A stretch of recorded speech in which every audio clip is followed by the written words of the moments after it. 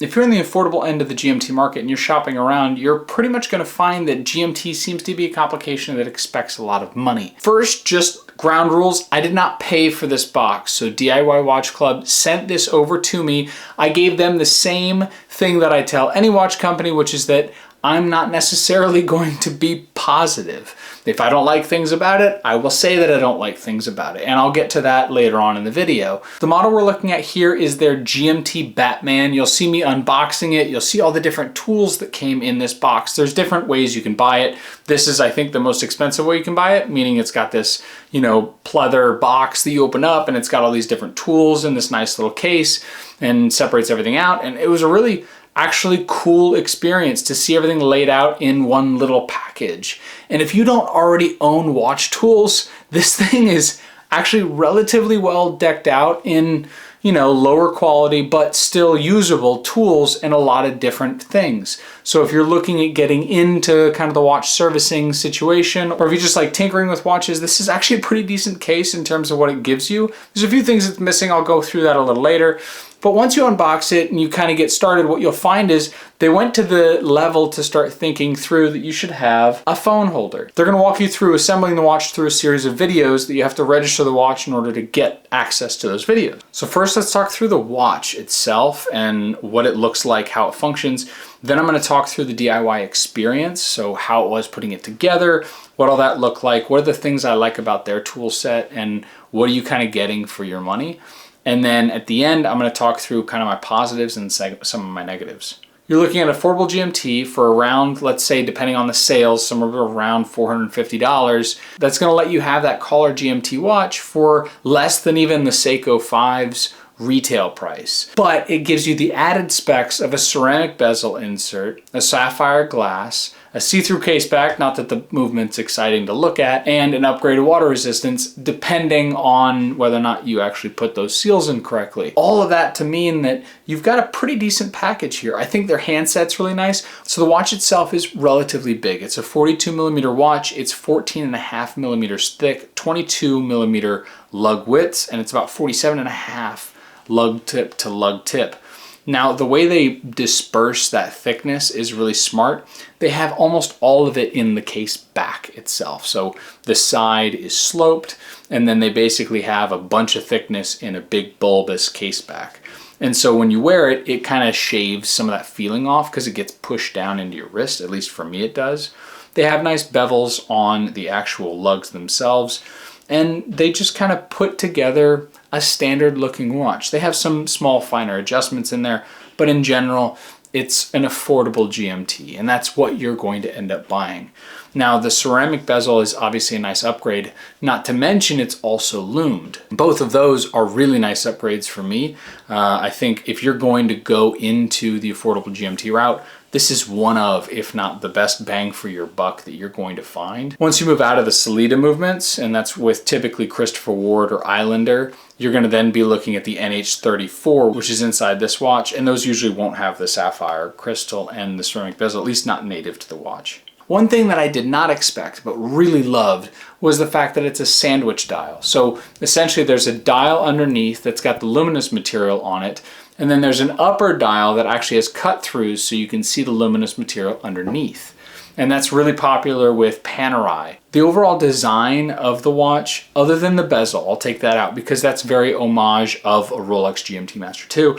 And that's kind of a part that I don't like. I wish that they had done a different font for it and they'd done small different color gradients or just the whole thing black, because I think the actual dial itself stands on its own. It doesn't feel like a ripoff of someone else. And that's kind of one of the things that drew me to them. And the fact that it's got an interesting, different set of hands. You've got a pointer hand on the actual hour. You've got a pretty standard minute hand. Your seconds hand is interesting. It's straight out on the actual read end, and then it's got a arrow counterbalance. And I think that's kind of a mistake. I wish those were flipped or the counterbalance was different. The arrow was on the front, if you know what I mean, because having the arrow on the back seems like that should be the front of the seconds hand, but it's actually the back of the seconds hand. So that's one thing that I wish would be changed. Even if they inverted the arrow and had it face inward and the flat end on the back, that would make a little more sense to me. But you know, you could always read it backwards if you want to. It doesn't really matter. The orange GMT hand was a nice little added touch.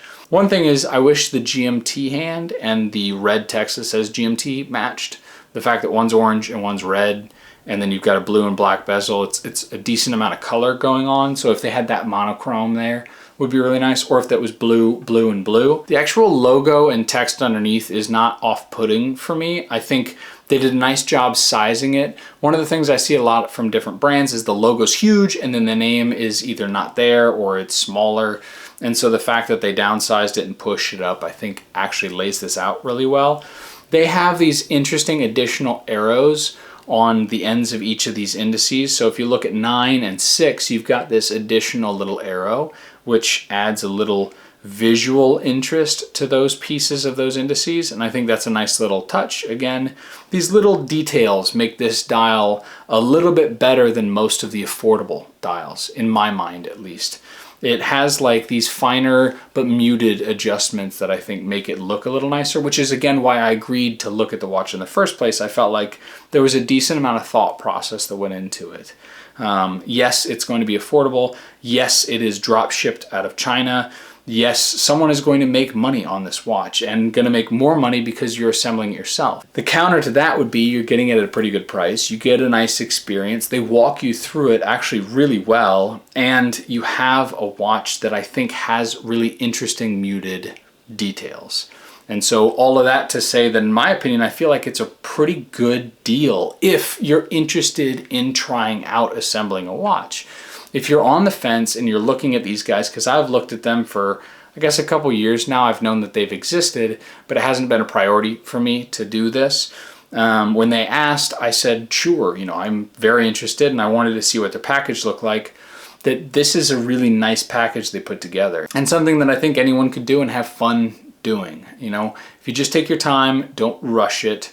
You have to be patient when you're doing stuff with watches because otherwise you'll end up moving too quickly, rushing it and breaking something. So that's my only caveat to that. If you're patient and you want to try this, it's a good experience. Aside from the actual assembly and the watch itself, the tools themselves were pretty decent for the price. I mean, you're buying an affordable watch. You could buy this watch by itself for around $430 and feel like you got a pretty good deal for it. So the tools, in my opinion, are kind of like an adder and useful. The loop is useful to have if you're going into a jewelry store, or especially if you're buying vintage watches or you're buying a ring. You know, having a loop is actually pretty nice to have just in your back pocket. Before I even started breaking apart watches, that was one of the things I always had. Their screwdriver versus a Burgeon screwdriver, I mean, it's what you expect, meaning that the thing with screwdrivers is not necessarily whether or not it's going to be, you know, the best quality in the world. There's two main components to a screwdriver that are really important. One is going to be the bearing on the top. You want it to be pretty smooth and pretty stable. You don't want any wobble because you don't want that to slip. And so having a nice purchase on the top is important, and the steel on the bottom. You want to have a tip in there that is a very nice high quality steel because you want it to basically not slip around or slide. You want it to keep a good edge when you sharpen them so that you end up with a really solid connection in those screws, and it makes your job a lot easier. This is still functional, but these just make your job easier and they last a lot longer. This right here is one of those features that I just think they really went to the nth degree. This is a piece of pegwood. It's really helpful in terms of building watches. Now I've kind of moved on. I typically use a plastic holder nowadays than pegwood because it's got a better flat surface. But this is really helpful as like a cheap holder or mover of parts because it's just easy to reshave down into the shape that you want. These are hand lifting tools, and so these also come in it. The hand lifting tool is basically just to pry it up. This is the Burgeon version of them, and so you'll see that there are some small differences, mainly that the DIY one is a bit thicker than this one. And the main difference is going to be right here, actually on the edge. And you can fix this yourself. So the cheaper ones typically are going to be really sharp on this edge. And so it's actually a little dangerous to put them that close to the dial when they're that sharp. So you want to knock that edge off before you actually put them on the dial. You always can use a dial protector as well, which they actually shipped with the watch. This is a Burgeon dial protector.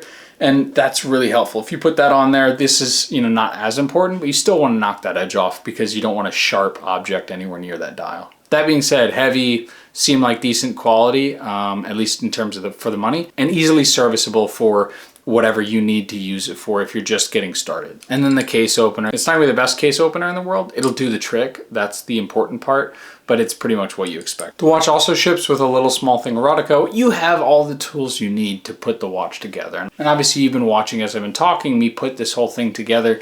It's pretty straightforward. I mean, there's not a whole lot that's overly complicated about it. It's just fine work. You have to watch what you're doing. You have to move slowly, never force anything. And those are kind of the key pieces to make sure that it goes together well. They do have backups, obviously, in those different sets of hands. Everything other than the hand setting itself is pretty straightforward. It's going to be pretty hard for you to mess it up. I do wish they had a movement holder so that you don't accidentally touch the balance. I think that's one of the things that's going to be a little tricky with this.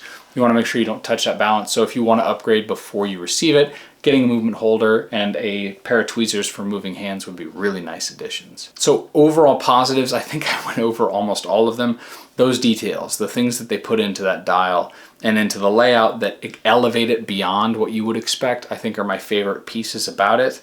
The one thing that I would say on the negative side is going to be the fact that I wish they'd steered a little further away from the homage aspect of this. That way it feels a little more like its own design rather than a partial own design and partial GMT Master 2. The thickness isn't my favorite, and I think some of that is their fault and some of that's the movement's fault.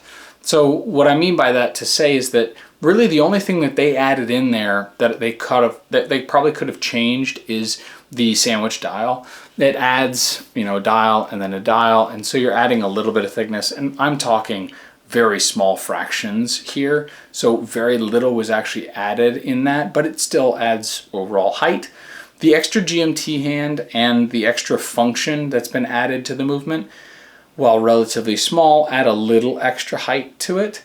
The movement holder is relatively stout, and so it gives it a little extra presence as well. So all that to mean that you end up with a package that's a little thicker than it needs to be, but some of that is part of the movement. So you have to keep that in mind. The size, I think, fits. The fact that it's wider to account for how thick it is, I think is really nice. The fact that they buried it in the case back is nice, but I wish it was a little thinner. If they could do it, that'd be great. I will say on their QC, the fact that they have a movement holder that then holds the chapter ring is really nice. It makes changing that chapter ring, if you had to, really, really easy. And it aligns it perfectly with the center of that dial. And so that you don't have anything that's slightly off like you do with some Seikos. So I was a really big fan of how this chapter ring integrated with the movement holder itself. Minor feature, but something to consider when you're looking at this so you don't get worried. The last thing would just be that this strap is okay. You know, it's just a rubber strap. So what I would say is if you're going to look at something like this, have a 22mm strap that you plan on putting it on. This works and is serviceable, and it's pretty supple, you know, and it's fine. It's quick release spring bars, which is really nice, but you're probably going to want to put it on something else. So just keep in mind you're going to want 22mm straps to probably put this on separate. So that's it. That's kind of my thoughts on this DIY GMT Batman, as they call it. I really was surprised. I expected to not like it very much. I expected to think, you know, that they cheaped out in a lot of different categories and that it was kind of a missing component there.